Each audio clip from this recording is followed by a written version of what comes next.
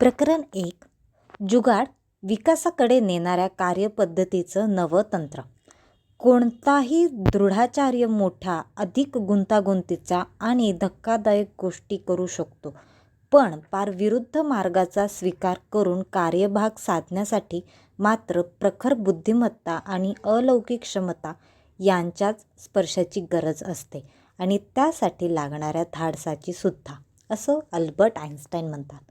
एका राज्याची व्यावसायिक राजधानी असलेल्या अहमदाबादपासून 402.3 किलोमीटर्सवर असलेल्या रामकृष्णनगर या गुजरातच्या वाळवंटातल्या खेड्यात आम्ही पोचलो. आमच्या टीमचे सदस्य होते सिलिकॉन व्हॅली मॅनेजमेंटचे एक सल्लागार, केम्ब्रिज विद्यापीठाच्या बिझनेस स्कूलचे प्रोफेसर आणि मिनियापॉलिस ॲडव्हर्टायझरी बुटीक अँड फर्मचे एक संस्थापक. आमच्या टीमने काही महिन्यांपूर्वी एक महत्त्वाचा आणि सर्वसमावेशक असा प्रकल्प हाती घेतला होता.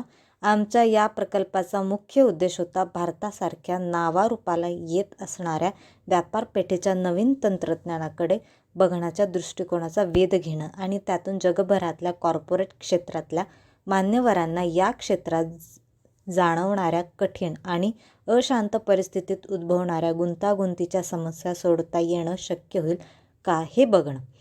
गुजरातमध्ये आम्ही आलो होतो ते श्री अनिल गुप्ता यांना भेटायला. श्री गुप्ता हे अहमदाबादमधल्या इंडियन इन्स्टिट्यूट ऑफ मॅनेजमेंटमध्ये म्हणजेच IIM प्रोफेसर आहेत आणि ते हनीबी नेटवर्क नावाची एक ना नफा तत्वावर चालणारी संस्था चालवतात. या संस्थेचं मूळ उद्दिष्ट म्हणजे भारतात ज्या ज्या ठिकाणी खेड्यापाड्यातल्या लोकांकडून समाजाला उपयुक्त अशी तंत्र शोधली जात असतील आणि त्यातून भक्कम विकासाला हातभार लागत असेल, तिथून त्यांची माहिती घ्यायची आणि तिचा भारतभर प्रचार आणि प्रसार करायचा. गेल्या 2 दशकाहून अधिक कालावधीत हनीबीने 10,000हून जास्त अशा खेडोपाडीच्या व्यावसायिकांची मूलभूत माहिती घेतली आहे. या व्यावसायिकांनी त्यांच्या सभोवतालच्या समस्यांवर सहज आणि सोपे उपाय शोधून काढले आहेत. आम्ही त्यांच्यापैकीच एका व्यावसायिकाला भेटावं असं प्राध्यापक गुप्ता यांनी आम्हाला सुचवलं. इतका वेळ प्रवास केलेला सिमेंटचा सरळसोट रस्ता सोडून आम्ही अरुंद, खड्डे असलेल्या आणि गिट्टी पसरलेल्या रस्त्यांना लागलो तेव्हा बाहेर तापमान 50 अंशांच्याही वर पोहोचलेलं होतं. आमच्या वातानुकूलित जीपमधून बाहेर पाऊल टाकल्याबरोबर वाळवंटातल्या जबरदस्त उष्णतेचा तडाखा बसला. उन्हाच्या झळा अक्षरशः शक्तिपात करणाऱ्या होत्या. वर्कशॉपच्या बाहेर येत मनसुख प्रजापतींनी आमचं मनापासून स्वागत केलं. कुंभारकाम हा प्रजापतींचा पेशा होता आणि वर्षानुवर्ष मातीवर तऱ्हेतऱ्हेचे प्रयोग करून त्यांनी मातीच्या अनेक टिकाऊ वस्तू बनवल्या होत्या. प्रयोगशाळेत बाहेर असलेल्या त्यांच्या ऑफिसमध्ये त्यांच्यातल्या बऱ्याचशा वस्तू लोकांना बघण्यासाठी ठेवलेल्या दिसल्या. त्यांनी आम्हाला पाणी हवंय का म्हणून विचारल्याबरोबर खूपच बरं वाटलं, कारण आम्ही तहानलेले होतोच. आमच्या जवळच्या पाण्याच्या बाटल्या रिकाम्या झाल्या होत्या आणि पुन्हा नव्या घेण्यासाठी जवळपास कुठेच एखादं दुकान, टपरी काहीच नव्हतं.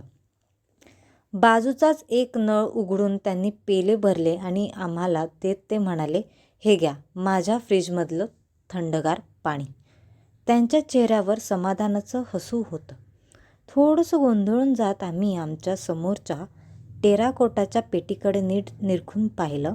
काचेचं दार आणि प्लास्टिकचा एक नळ या 2 गोष्टी जोडल्या तर बाकी पूर्ण पेटी मातीचीच होती. गार पाण्याचे घोट घेता घेता आम्ही कुठे विजेची वायर, बॅटरी असं काही दिसतंय का ते बघितलं, पण मातीशिवाय कुठंही काहीही नव्हतं. आमचे गोंधळलेले चेहरे बघून प्रजापतींनी त्यांचा हा फ्रीज, ज्याला त्यांनी मिट्टीकूल हे नाव दिलं होतं, कसा काम करतो हे आम्हाला समजावून सांगितलं. वरच्या कप्प्यातलं पाणी बाजूच्या मातीच्या भिंतीमधून झिरपत जाताना बाष्पीभवनाच्या प्रक्रियेतून आतल्या अन्न, पाणी ठेवण्याच्या कप्प्यातल्या वस्तू थंडगार ठेवण्याचं काम करतं. या फ्रीजला विजेची गरज लागत नाही आणि तो 100% बायोडिग्रेडेबल असतो. त्यातून त्यांच्या संपूर्ण कार्यकाळात कुठल्याही प्रकारचे टाकाऊ पदार्थही बाहेर फेकले जात नाहीत. किती साधं, सरळ, सोपं, तरीही कल्पक तंत्र. आणि या तंत्राचा शोध लावणारे प्रजापती स्वतःची जी वैयक्तिक कहाणी सांगतात ते ऐकताना कोणीही थक्कच होईल. प्रजापती नासामध्ये किंवा व्हर्लपूलमध्ये काम करत नाही. क्वांटम फिजिक्समध्ये त्यांनी डॉक्टरेट मिळवलेले नाही किंवा त्यांनी हार्वर्डमधून MBAही केलेलं नाही. अगदी खरं सांगायचं तर त्यांनी हायस्कूलचं शिक्षणसुद्धा पूर्ण केलेलं नाही. त्यांनी रिसर्च अँड डेव्हलपमेंट म्हणजे R&Dची प्रयोगशाळा म्हणजे फक्त एक उघडी अशी खोली आहे जिच्यात मातीचे वेगवेगळे प्रकार जमिनीवरच ठेवलेले आहेत आणि कोपऱ्यात फक्त एक ओव्हन आहे. GE आणि व्हर्लपूल कंपन्यांच्या भल्या मोठ्या आणि अगणित इंजिनियर्स आणि शास्त्रज्ञांनी भरून वाहणाऱ्या प्रयोगशाळांच्या तुलनेत प्रजापतींची प्रयोगशाळा तर अगदी नगण्यच ठरते.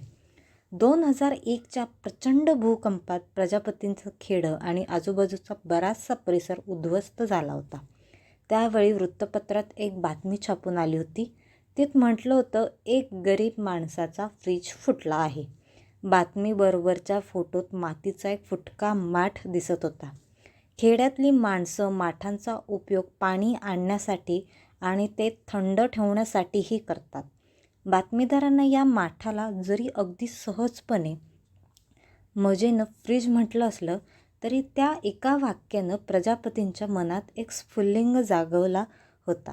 त्यांच्यासाठी तो एक प्रकारचा युरेका क्षणच होता.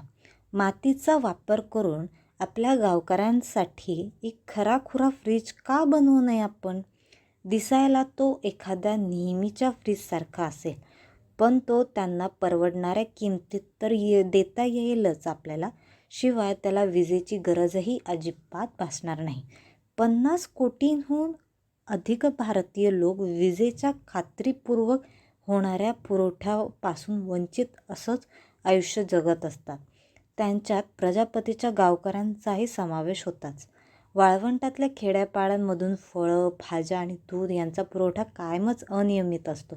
अशा ठिकाणी आरोग्य आणि राहणीमानाच्या दृष्टीनं स्वतःचा फ्रीज असल्याचे नक्कीच खूप फायदे होते. कुंभारकामाचं प्रजापतींनी घेतलेलं शिक्षण आणि त्याचं अंतर्मन देत असलेली ग्वाही या दोन्हीमुळे प्रजापतींना या कामात नक्कीच आपल्याला खूप काही करता येईल याची जाणीव झाली. बऱ्याच महिन्यांच्या खटाटोपानंतर त्यांना मिट्टीकूलचं टिकाऊ आणि कमी खर्चाचं असं मॉडेल बनवण्यात यश मिळालं आणि ते त्यांनी गावकऱ्यांना विकत देणं सुरू केलं. फक्त 2,000 रुपयांना मिळणारा हा फ्रीज आजूबाजूच्या लोकांना भलताच पसंत पडला. त्याच्या डिझाईनमध्ये सुधारणा करण्यासाठी ते अथक परिश्रम घेत होते. मिट्टीकूल त्यांनी आधी भारतात आणि नंतर परदेशातही विकायला सुरुवात केली. त्यांना त्याचा खप सतत एवढा वाढला होता की लोकांच्या मागण्यांना पुरे पडणं त्यांना अशक्य होत चाललं होतं. यासाठी काहीतरी करणं भाग होतं आणि तेही तातडीने. त्याचवेळी पुन्हा एकदा एक युरेका क्षण त्यांनी अनुभवला. सध्या हे सर्व काम आपण कुशल कारागिरांच्या हातून करून घेतोय, त्याऐवजी हेच काम आपण औद्योगिक पातळीवरच्या पद्धतीने का करू नये? हा विचार त्यांच्या मनात आला आणि आपल्याजवळ असलेल्या पारंपरिक ज्ञानाचा पुरेपूर उपयोग करून घेत ग्राहकांच्या आधुनिक काळातल्या गरजा भागवतील अशा मातीच्या वस्तू त्यांनी मोठ्या प्रमाणावर तयार करण्याचं ठरवलं. त्यासाठी मातीतून वस्तूंची निर्मिती करण्यासाठी एक पूर्णपणे नवी आणि अधिक परिणामकारक, अधिक उपयुक्त अशी पद्धत शोधून काढली. त्यानंतर त्यांनी त्यांच्या गावातल्या काही स्त्रियांना औद्योगिक पातळीवर पॉटरी, मातीची भांडी बनवण्याचं प्रशिक्षण दिलं आणि नंतर त्यांना स्वतःच्या फॅक्टरीतच कामालाही ठेवून घेतलं.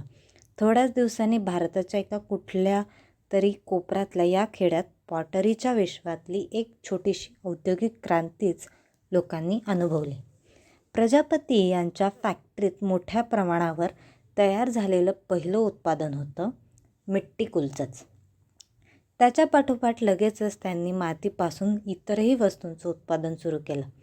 त्यातील आणखी एक वस्तू म्हणजे नॉनस्टिक फ्राय पॅन. याची किंमत होती फक्त 100 रुपये आणि इतर कुठल्याही फ्राईंग पॅन्सपेक्षा याची उष्णता धरून ठेवण्याची क्षमता पुष्कळ जास्त होती.